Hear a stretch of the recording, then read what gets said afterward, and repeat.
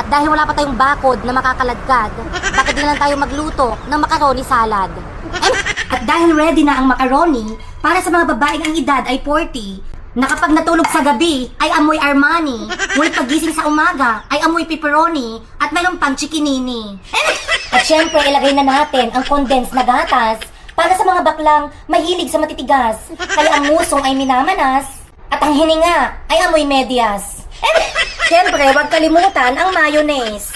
Para sa mga tomboy na sa gabi ay matutulis, kaya sa umaga, ang mga daliri ay napanis.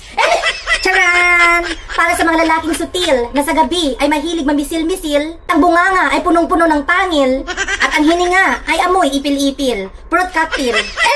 Keso, para sa kapitbahay mong mukhang piso, na matabilang nguso, ngunit ang katawan ay parang paso. At syempre, huwag kalimutan ng Nestle cream bago halo-haluin. At always remember yung kasabihan mga ateng, na anong silbi ng masarap na fruit salad kung sa gabi ay walang kumakaladkad.